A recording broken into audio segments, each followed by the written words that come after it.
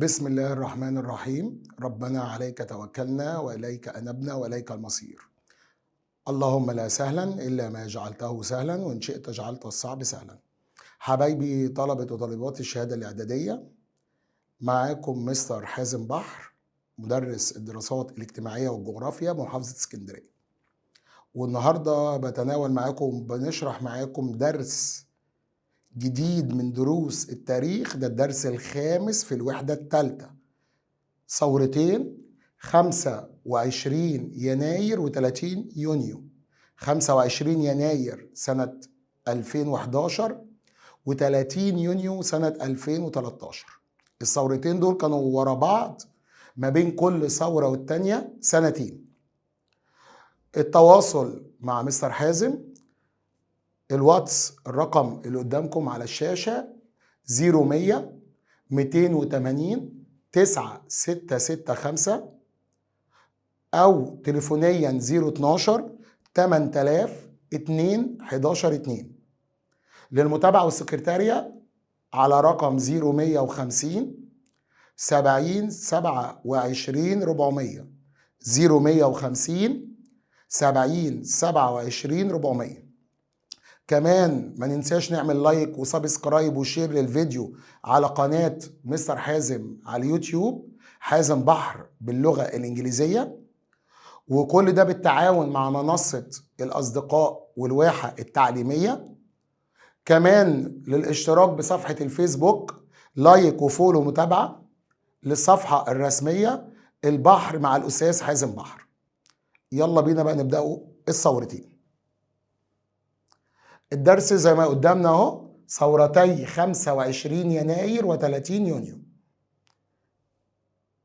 ببدأ معاك اهو ونبدأ بقى بالمقدمة. بيقول لي حبايبي في المقدمة: تعتبر ثورة 25 يناير 2011 تاني، تعتبر ثورة 25 يناير 2011. دي المقدمة. فبيقول لي مقدمة الثورة. نغير بس لون القلم كده ونبصوا. بمقدمة الثورة بيقول لي يا جماعة: تعتبر ثورة 25 يناير 2011.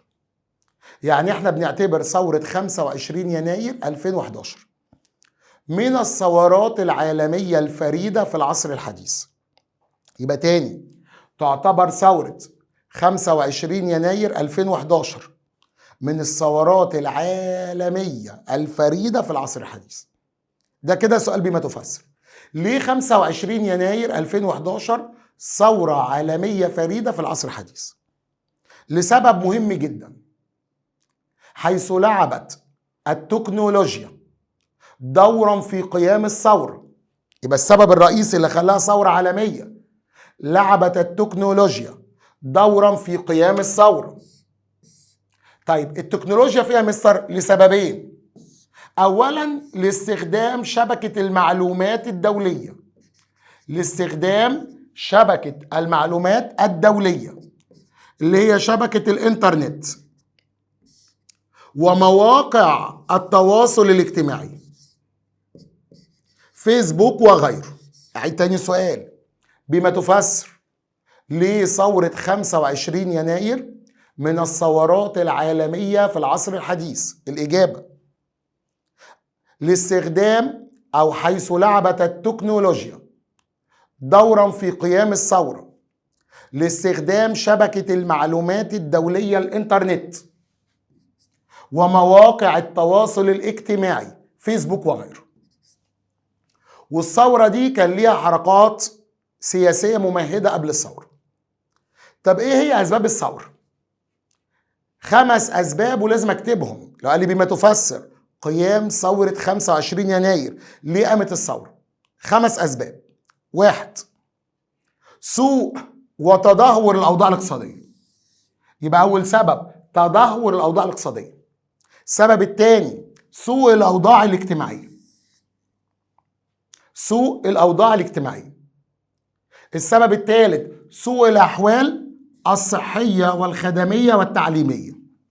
سوء الأحوال الصحية والخدمية والتعليمية.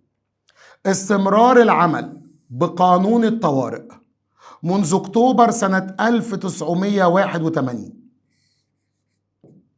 آخر سبب بسبب تزوير انتخابات مجلس الشعب سنة 2010. عيد تاني، أسباب الثورة 5. ما هي أسباب ثورة 25 يناير؟ 1. تدهور الأوضاع الاقتصادية.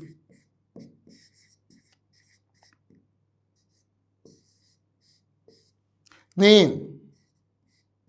سوء الأوضاع الاجتماعية.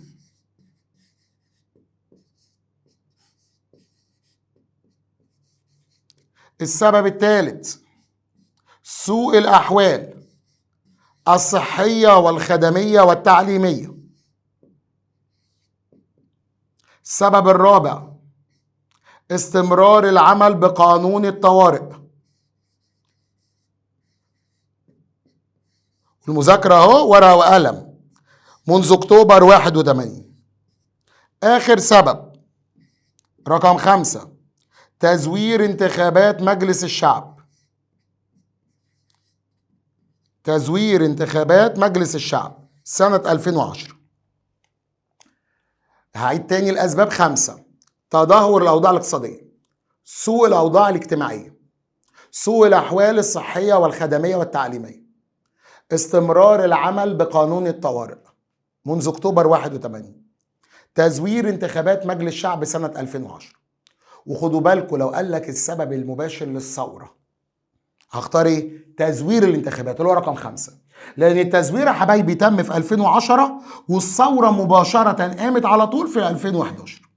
فلو جه قال لي أسباب الثورة بكتب 5، لو كان قال لي ما هو السبب المباشر للثورة هقول تزوير الانتخابات، بدليل ان التزوير تم سنة 2010 والثورة قامت 2011. طيب تعالوا بقى نشوفوا سبب. أول واحد بيقول لي ليه تدهورت الأوضاع الاقتصادية؟ يبقى لو قال لي بما تفسر قيام الثورة هكتب 5 ومش هشرح تفاصيل. بدأ بقى يسألني في سبب، فبيقول لي بما تفسر ليه تدهورت الأوضاع الاقتصادية قبل ثورة 25 يناير. اتدهورت الأوضاع الاقتصادية يا حبايبي لسببين. أولا بسبب تطبيق سياسة الانفتاح الاقتصادي دون ضوابط. تطبيق سياسة الانفتاح الاقتصادي دون ضوابط علمية. يعني ايه يا مستر؟ يعني مصر بدأت تستورد من الخارج دون ضوابط. بدأنا نستورد سلع احنا ممكن ننتجها، ودي كارثة. الانفتاح كويس، انت انفتح على العالم وتستورد شيء حلو، بس الوحش ان انت تستورد حاجات سهلة، علب كبريت، ودانة، دبابيس خياطة، في حاجات سهلة المفروض ما استوردهاش. السبب الثاني تطبيق سياسة او تطبيق الغير سليم لسياسة الخصخصة. التطبيق الغير سليم لسياسة الخصخصة. مستر يعني ايه الخصخصة؟ بيع شركات القطاع العام للقطاع الخاص. التطبيق الغير سليم لسياسة الخصخصة. طب لما شركات الحكومة اتباعت ده ادى لايه؟ ادت الخصخصة لحاجتين. اولا ادت لارتفاع الاسعار وخروج الالاف من العاملين الموظفين بنظام التقاعد المبكر، معاش مبكر، فده زود معدل البطالة في مصر. لو قال لي ايه العلاقة بين الخصخصة والبطالة، هقول له ادت الخصخصة لخروج الالاف من العاملين بنظام التقاعد المبكر مما ادى لارتفاع معدل البطالة في مصر. نيجي كده اراجع تاني اول سبب للثورة تدهور الاوضاع الاقتصادية. ليه؟ اراجع تاني، تطبيق سياسة الانفتاح الاقتصادي دون ضوابط علمية، وتطبيق سياسة الخصخصة او تطبيق الغير سليم لسياسة الخصخصة. طب الخصخصة يا مستر ادت لايه؟ ادت الخصخصة لارتفاع الاسعار، اسعار السلع، وخروج الالاف من العاملين بنظام التقاعد المبكر. السبب الثاني للثورة سوء الاوضاع الاجتماعية بسبب زيادة الفوارق الاجتماعية. وفقدان مفهوم العدالة الاجتماعية. تاني، ساءت الأوضاع الاجتماعية بسبب زيادة الفوارق، الفروقات الاجتماعية زادت، وسوء وعدم وفقدان للعدالة الاجتماعية. السبب الثالث للثورة سوء الأحوال الصحية والخدمية والتعليمية. السبب الرابع استمرار العمل بقانون الطوارئ منذ أكتوبر 81. آخر سبب، وقلنا ده السبب المباشر، تزوير انتخابات مجلس الشعب بدليل اللي يثبت ان في تزوير. حصل الحزب الوطني، كان هو وقتها الحزب الحاكم، على 97% من مقاعد المجلس. تخيلوا، مجلس النواب 97% من الأعضاء اللي في المجلس بينتموا للحزب الوطني، رقم كبير جدا. يعني لو ده الحزب الوطني هلاقي، أو ده مجلس الشعب، هلاقي اللي باللون الأحمر دول أعضاء الحزب الوطني. معظم الأعضاء 97% من الأعضاء الموجودة داخل مجلس الشعب بينتموا للحزب الوطني، وبذلك المجلس دون أي معارضة. كارثة، 97% من المجلس تابع للحزب الوطني. يبقى نراجعه تاني بسرعة، مهمة جدا أسباب الثورة. هرجع لك بقى تاني ومن دماغنا. أسباب الثورة 5: تدهور الأوضاع الاقتصادية، تدهور الأوضاع الاقتصادية، سوء الأوضاع الاجتماعية، سوء الأحوال الصحية والخدمية والتعليمية، استمرار العمل بقانون الطوارئ منذ أكتوبر 81، تزوير انتخابات مجلس الشعب. أول سببين عليهم شرح. لو قال لي ليه تدهورت الأوضاع الاقتصادية: تطبيق سياسة الانفتاح الاقتصادي دون ضوابط علمية، والتطبيق الغير سليم لسياسة الخصخصة أدت الخصخصة لارتفاع الأسعار وخروج الآلاف من العاملين بنظام التقاعد المبكر. السبب الثاني سوء الأوضاع الاجتماعية لزيادة الفوارق الاجتماعية وفقدان مفهوم العدالة الاجتماعية. الثالث سوء الأحوال الصحية والخدمية والتعليمية، وامسك ورقة وقلم واكتب. الرابع استمرار العمل بقانون الطوارئ منذ أكتوبر سنة 1981. آخر سبب تزوير انتخابات مجلس الشعب، حيث حصل الحزب الوطني على 97% من مقاعد المجلس. نيجي نشوفه بعد كده أحداث الثورة. لما أجي أبص على الأحداث بيقول لي: اختار الشباب المصري، شباب مصر، على مواقع التواصل الاجتماعي. عيد تاني الأحداث: اختار الشباب المصري على مواقع التواصل الاجتماعي. اختار يوم كام؟ يوم 25 يناير. طب واشمعنى اليوم ده؟ الموافق لعيد الشرطة، كبداية للمظاهرات والاحتجاجات السلمية. تاني الأحداث: اختار الشباب المصري على مواقع التواصل الاجتماعي يوم 25 يناير سنة 2011. اليوم ده الموافق لعيد الشرطة، كبداية للمظاهرات والاحتجاجات السلمية. احتجاج سلمي يعني أنا أقول رأيي بس. بدأت المظاهرات في 4 محافظات: القاهرة، اسكندرية، والسويس، والمنصورة. بدأت المظاهرات في 4 محافظات: القاهرة واسكندرية والسويس والمنصورة. ثم وكان أشهر ميادين مصر هو ميدان التحرير، أكتر ميدان ومركز الثورة ميدان التحرير. ثم انسحب رجال الأمن. يبقى لما قامت الثورة انسحب رجال الأمن. طب إيه اللي حصل لما انسحب رجال الأمن؟ تعرض مصر لانفلات أمني شديد. انفلات يعني اضطراب أمني شديد. يبقى انسحب رجال الأمن فتعرضت مصر لانفلات أمني شديد. طب والشعب المصري عمل ايه؟ واجه الشعب المصري الانفلات الأمني بحاجتين: أولا بتشكيل اللجان الشعبية، احنا بنحاربوا الانفلات الأمني باللجان الشعبية، ونزول القوات المسلحة.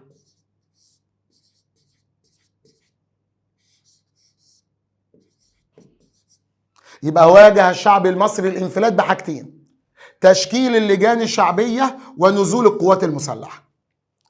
طب بما تفسر ليه الشعب المصري شكل اللجان الشعبية؟ أولا لحماية المنشآت، لحماية المنشآت ومواجهة أعمال السرقة والحرق.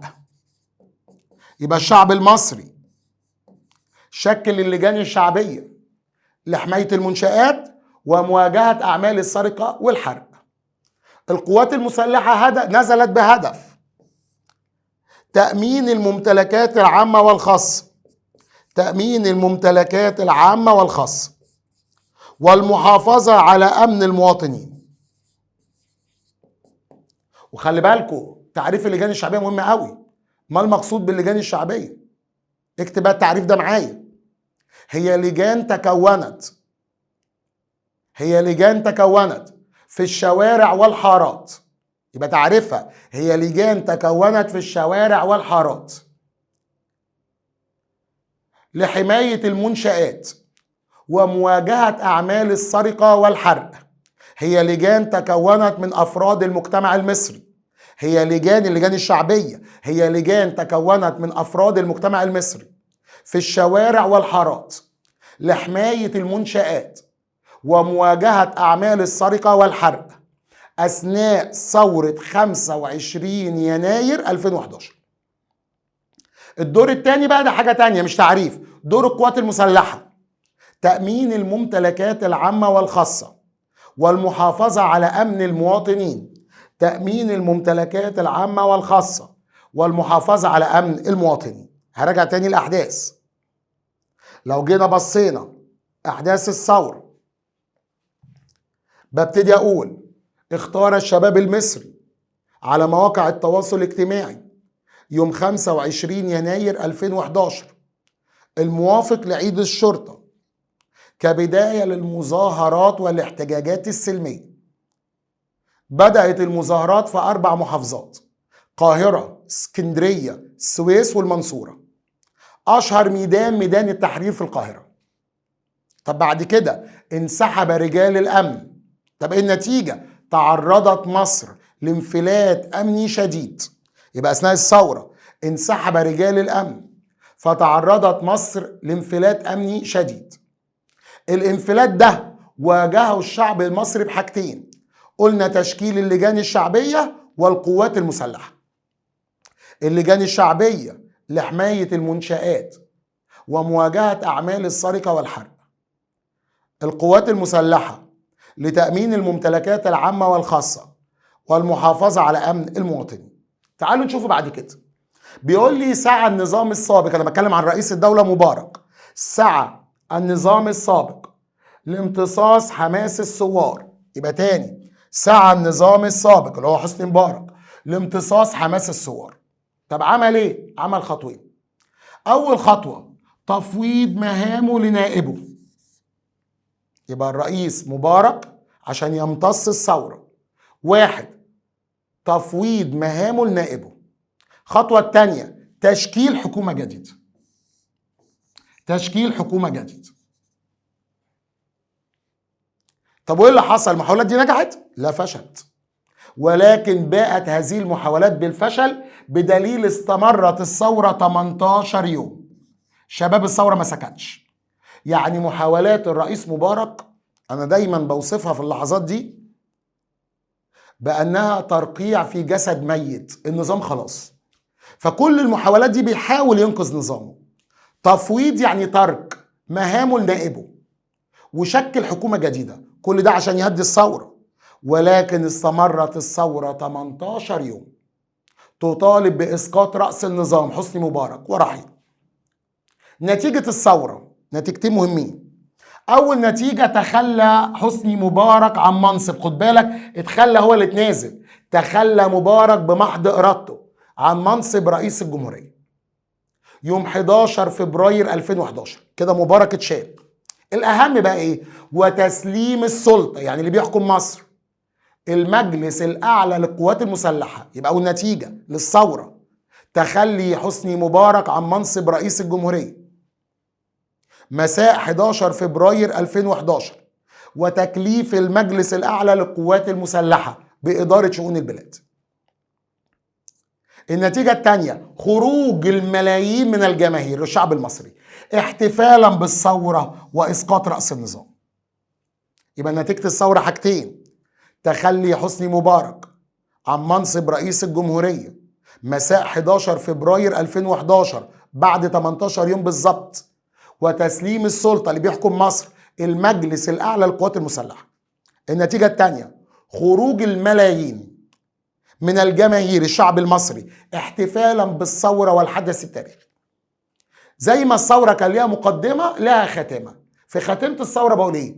أكدت الأحداث، أثبتت الأحداث المتتالية للثورة، كل اللي شفناه بعد الثورة أن الجيش المصري، كل اللي شفناه بعد كده بيثبت أن الجيش المصري هو الضامن الأقوى للثورة، اللي ضمن ونجح ثورتنا الجيش المصري. وبيقول الجيش المصري ليس أداة، ليس عصاية في يد النظام لقمع المتظاهرين. الجيش المصري ليس أداة في يد النظام لقمع لإسكات المتظاهرين. وده بيثبت يا حبايبي ان الجيش المصري بيقف على مسافة واحدة. جيشنا المصري هو اخوك وابوك وعمك. فبأكد تاني، كل اللي شفناه بعد الثورة بتثبت ان الجيش المصري هو الضامن الاقوى للثورة. نيجي بقى للجزء الثاني وده الاهم، الثورة الثانية 30 يونيو. بقى ايه اللي حصل بعد ما كان في المجلس الاعلى؟ احنا عرفنا ان مبارك في 25 يناير اتنازل يوم 11 فبراير وسلم مبارك السلطة للمجلس الاعلى. ايه اللي حصل بعد كده؟ اللي بعد كده حبايبي ان المجلس الاعلى عمل انتخابات. الانتخابات دي اعلنت فوز محمد مرسي مرشح حزب الحرية والعدالة بمنصب رئيس الجمهورية. خدوا بالكم بقى من اللي هقوله دلوقتي. خليك فاكر ان ثورة 25 يناير كانت ضد نظام الرئيس مبارك. طب وبعد الثورة بتاعت 25 يناير تخلى مبارك عن منصب رئيس الجمهورية واستلم حكم مصر المجلس الأعلى للقوات المسلحة. ده 25 يناير. طب المجلس الأعلى عمل ايه؟ تعال بقى نشوف. عشان كده بدأت بداية ثورة 30 يونيو 2013. المجلس الأعلى عمل انتخابات. الانتخابات دي أعلنت فوز محمد مرسي. يبقى اللي كان بيحكم مصر قبل ثورة 30 يونيو محمد مرسي. طب مين مستر محمد مرسي ده؟ ده مرشح حزب الحرية والعدالة. محمد مرسي هو مرشح حزب الحرية والعدالة. كسب في انتخابات الرئاسة سنة 2012. ولما فاز الرئيس مرسي شكل دستور لمصر، قانون لمصر اسمه دستور 2012. يبقى كان الحاكم لمصر في 2013 كان محمد مرسي ماسك الحكم من 2012 وكان عامل دستور اسمه دستور 2012. طيب ليه صرنا، ليه أزلنا نظام الرئيس محمد مرسي بعد سنة واحدة؟ ليه ما صبرناش عليه من 2012 ل 2013 بس؟ سبب الثورة ده مهم قوي بقى، ثورة 30 يونيو هو سبب واحد. قامت ثورة 30 يونيو في 2013 بعد عام واحد من حكم محمد مرسي. بسبب ايه؟ السبب الرئيسي فشل السياسات الجديدة للدولة اللي هي سياسة محمد مرسي أو الحرية والعدالة. فشل السياسات الجديدة للدولة في تقديم أي حلول للمشكلات، خاصة مشكلة العدالة الاجتماعية وسوء الأحوال الاقتصادية. هعيد بقى تاني مقدمة الثورة. الثورة التانية حبايبي 30 يونيو 2013. طب قبل ما تقوم الثورة فاز محمد مرسي مرشح حزب الحرية والعدالة بمنصب رئيس الجمهورية عقب فوزه في انتخابات الرئاسة سنة 2012 وأصدر دستور 2012 محمد مرسي. طب ليه الثورة؟ أسباب ثورة 30 يونيو: فشل السياسات الجديدة للدولة في تقديم أي حلول للمشكلات. يبقى سبب الثورة ورقة وقلم واكتب: فشل السياسات الجديدة للدولة في تقديم أي حلول للمشكلات، خاصة العدالة الاجتماعية وسوء الأحوال الاقتصادية، ودول كانوا مشتركين في ثورتين. طيب إيه أحداث الثورة؟ عشان تيجي نتابع أحداث ثورة 30 يونيو هنشوف 3 مواقف. هنشوف الأول موقف القوات المسلحة، موقف الرئيس محمد مرسي، وموقف الشعب المصري، عشان تعرف اللي حصل في الثورة، لأن ال3 كانوا هم أطراف الصراع. أول طرف القوات المسلحة. القوات المسلحة أدت دورها. إزاي يا مستر؟ لأن القوات المسلحة أصدرت بيان إعلان اسمه بيان 23 يونيو 2013 قبل ما تقوم الثورة بأسبوع. الثورة قايمة يوم 30. أنا بقول لك القوات المسلحة أصدرت بيان يوم 23 يونيو 2013. طب ليه أصدرت بيان؟ حيث دعت الجميع، القوات المسلحة دعت الجميع، هنا بنتكلم عن الرئيس والشعب، دعت القوات المسلحة الجميع لإيجاد صيغة تفاهم يتفاهموا مع بعض ومصالحة حقيقية خلال أسبوع. ده القوات المسلحة. يبقى القوات المسلحة أصدرت بيان 23 يونيو 2013 دعت الجميع لإيجاد صيغة تفاهم ومصالحة حقيقية خلال أسبوع. شكرا. موقف مرسي كان المفروض يستجيب للدعوة. مرسي عمل خطوة أجرأ وطرت الثورة أكتر. الرئيس مرسي تعنت، رفض وأعلن الرئيس محمد مرسي رفض إجراء انتخابات رئاسية جديدة. موقف مرسي رفض إجراء أي انتخابات رئاسية جديدة وأعلن أنه الرئيس الشرعي للبلاد. يبقى كده يعتبر الرئيس مرسي رفض دعوة التصالح. طب الشعب خرج للميادين لما لقى الرئيس محمد مرسي ما بيستجبش. خرج الشعب للميادين يوم 30 يونيو وتقوم ثورة 30 يونيو. يبقى راجع تاني 3 مواقف. أول موقف للثورة القوات المسلحة عملت اللي عليها، أصدرت بيان 23 يونيو 2013 دعت الجميع لإيجاد صيغة تفاهم ومصالحة حقيقية خلال أسبوع. طب مرسي رفض إجراء أي انتخابات رئاسية وأعلن أنه الرئيس الشرعي للبلاد ورفض الحوار. طب الشعب؟ لا، الشعب خرج للميادين تعبيرا عن رأيه يوم 30 يونيو. نتيجة الثورة عندي 3 نتائج مهمة. أول نتيجة عزل، بقى ده ما تخلاش، يبقى نتائج ثورة 30 يونيو. أول نتيجة عزل محمد مرسي، اتعزل بقى. عزل محمد مرسي وتسليم السلطة للمستشار عدلي منصور. عزل محمد مرسي وتسليم السلطة للمستشار عدلي منصور رئيس المحكمة الدستورية العليا يوم 3 يوليو 2013. وتعطيل دستور 2012. اتعطل دستور محمد مرسي. اعيد تاني، او نتيجة عزل محمد مرسي مساء 3 يوليو وتسليم السلطة للمستشار عدلي منصور رئيس المحكمة الدستورية العليا وتعديل دستور 2012. النتيجة الثانية صدور دستور يناير 2014. ده صدر في عهد الرئيس عدلي منصور، صدور دستور يناير 2014. النتيجة الثالثة والأخيرة فوز المرشح عبد الفتاح السيسي بمنصب رئيس الجمهورية في يونيو 2014 عقب استقالته من وزارة الدفاع.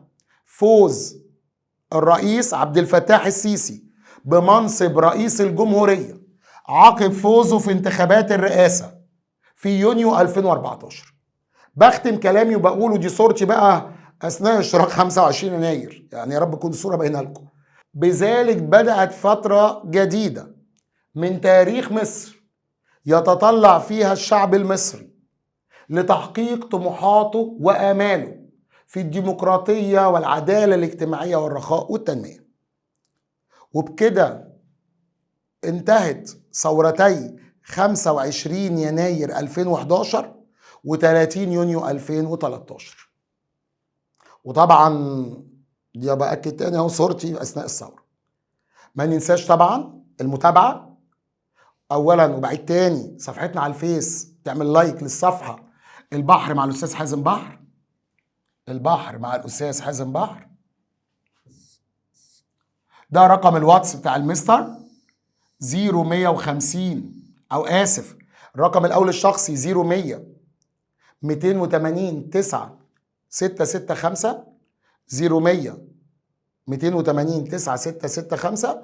وده الرقم الشخصي لمستر حازم برضو 012 8000 2 11 2. ودي قناتنا على اليوتيوب، وباكد تاني سبسكرايب، اشترك في القناه عشان يوصلك دايما كل جديد. ودي الاسكانات، وده رقم السكرتاري. وباكد تاني كل الشغل ده بالتعاون مع منصه الاصدقاء والواحه التعليميه. وعايز بقى اقول لحضراتكم شد حيلك شويه، اجتهد اكتر، لان دايما يا حبايبي باخد الكلام من مستر حازم لما خلصنا الدرس 99% مش هتجيب نفس درجه الترم الاول، يعني الاكيد مش هتجيب نفس درجه الترم الاول. فمعروف يا حبايبي الترم الثاني يا هيزيد يا ننقص، يا رب يحدث التغيير بالزياده. افتكر ده، وافتكر دايما كلمتي اللي بقولها لطلابي: النجاح عده محاولات فشل متكرره. افشل كتير بس حاول، اهم حاجه ما توقفش محاولات. لو وقفت محاولات يبقى انت فشلت رسمي. الفشل مش هو الفشل، الفشل هو التوقف عن المحاولات للفشل. ما توقفش، افضل دايما حاول حاول حاول، هتنجح. كل سنه وحضراتكم طيبين، ويا رب اكون قدرت اقدم لكم معلومه جديده عن الثورتين وبسطهم جدا جدا جدا. ما تنسوناش دايما بالدعاء بالتوفيق، ودايما الرحمه والمغفره للروح المغفور لي والدي.